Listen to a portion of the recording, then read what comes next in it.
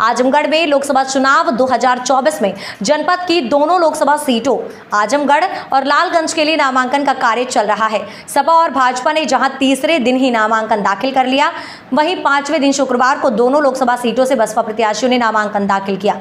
नामांकन को लेकर कलेक्ट्रेट क्षेत्र में काफी गहमा-गहमी देखने को मिली।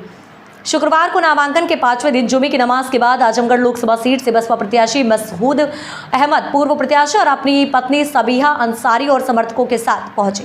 इस दौरान उनके साथ लालगंज की बसपा प्रत्याशी डॉक्टर इंदु चौधरी भी मौजूद थी। नामांकन के बाद दोनों प्रत्याशियों ने मीडिया से भी वार्ता की। मसूद अहमद ने जहां भाजपा और सपा प्रत्याशियों की बाहरी होने की बात कही, तो वहीं डॉक्टर इंदु चौधरी ने सपा को आड़े हाथों लिया। 2 सेट में दाखिल किया। जीत की क्या रणनीति है? जीत की क्या रणनीति है? जो जनता का लोकप्रिय सांसद होने जा रहा है, तो जीत ही जीत है, क्योंकि जनता का बहुत प्यार और सम्मान मिल रहा है। उसी से पूरा आशा है कि ये जनता, क्योंकि चुनाव लड़ रही है, तो आशा पूरी है कि ये चुनाव हम ही जीतेंगे। समाजवादी पार्टी चाह रही है कि बसपा भाजपा की बी टीम के रूप में काम कर रही है। बी टीम के रूप में कौन कार्य कर रहा है, ये तो आपने देख ही लिया कि पूरा यादव परिवार, यादव पार्टी एक सीमित परिवार तक सीमित हो गई है, यादव पार्टी हो गई है। वो अहीर लोगों को भी टिकट नहीं दिया जा रहा है। तो आप ये समझ लीजिए कि जब आप अपने ही समाज में ये हालत कर रहे हैं, मुसलमानों की कोई बात नहीं कर रहे हैं, कहीं मुसलमानों के खिलाफ एक मुसलमानों के खिलाफ जो भी अत्याचार हो रहे हैं, जुल्म हो रहे हैं, उनके सपोर्ट में आप एक शब्द नहीं बोल पा रहे हैं, तो इस तरीके से आप खुद ही बता रहे हैं कि आप बीजेपी की बी टीम आप स्वयं बने हुए हैं। और बहन कुमारी मायावती जी ने आजमगढ़ की जो मेन सीट है सदर की, वहां की सीट, बनारस की सीट और भी तमाम जो जगह है उन सब की सीट्स, और उसके साथ ही साथ देख लीजिए आप जो जौनपुर की सीट है श्रीकला सिंह जी की, इधर दारा सिंह चौहान जी की, ये तमाम जो इस तरीके से जो पूरा बालकिशन चौहान जी का जो हुआ है, इस तरीके से पूरा सोशल इंजीनियरिंग के फॉर्मूले पे काम करते हुए 27 मुसलमानों को टिकट दिया है।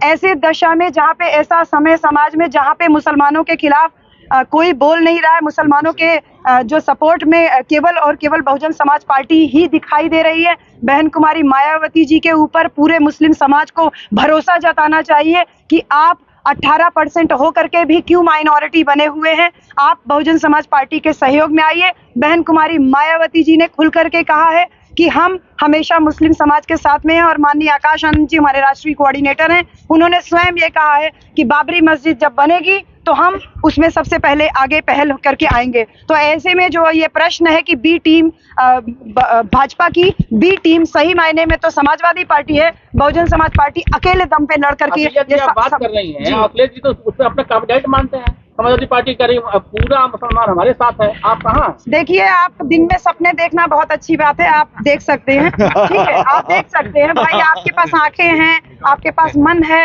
आप किसी भी समय का सपना देख सकते हैं। आंखें बंद कर लेने से अंधेरा थोड़ी होता है, हकीकत दुनिया के सामने है। पीडीए का नारा देने वालों ने एक भी मुसलमान को राज्यसभा भेजने का साहस नहीं किया। बहन जी ने दानिश अली जी को भेजा, इसके पहले और भी तमाम जो मुस्लिम लीडर्स हैं, सालिम अंसारी जी को भेजा, नहीं अभी रिसेंटली मुनकाद अली साहब को भेजा। अगर समाजवादी पार्टी ये दावा करती है कि वो उन्होंने रजिस्ट्री कराई हुई है मुसलमानों के नाम से उनके वोट की, तो वो बहुत बड़ी गलतफहमी में, और इस बार 2024 के इलेक्शन में मुसलमान समाज बहुजन समाज पार्टी को वोट करके इसको साबित कर देगा। लालगंज में डीएम फार्मूला रहेगा, दलित मुस्लिम फार्मूला आप लगाएंगे? केवल दलित मुस्लिम फार्मूला नहीं रहेगा। बहन कुमारी मायावती जी के नीचे सर्वजन हिताय की नीति है, तो न केवल मुसलमान बल्कि सर्व समाज बहन कुमारी मायावती जी के शासनकाल को याद कर रहा है। हम लोग चौराहे सट्टी पे पैदल मार्च कर रहे हैं, गांव में लोगों से संपर्क कर रहे हैं, शहर में लोगों से संपर्क कर रहे हैं, सभी लोग यही कह रहे हैं कि बहन जी का शासन ऐसा था, स्वास्थ्य, शिक्षा, सुरक्षा सब एकदम दुरुस्त थी, और वही बहन कुमारी मायावती जी का शासनकाल जो है देश में आना चाहिए, शासन देश में आना चाहिए, जिस तरीके से उत्तर प्रदेश में बहन जी ने शासन किया। लड़ाई किससे, सपा या भाजपा किससे? भाजपा से सीधी लड़ाई है, आप सामने देख लीजिए जी। सपा लड़ाई में कहीं पे भी नहीं है। ठीक है, चलिए, थैंक यू। ये है कि हम आजमगढ़ के बेटे हैं, और हमारी पत्नी आजमगढ़ की बहू भी है, बेटी भी है, बहन भी है, और चाहे धर्मेंद्र जी हो, चाहे हमारी निरुपा जी हो, दोनों लोग जिले के बाहर के हैं। और आप ये देखिए, अगर आप समीकरण देखते हैं तो दलित और मुसलमान मिलकर के सरकार बनाता है।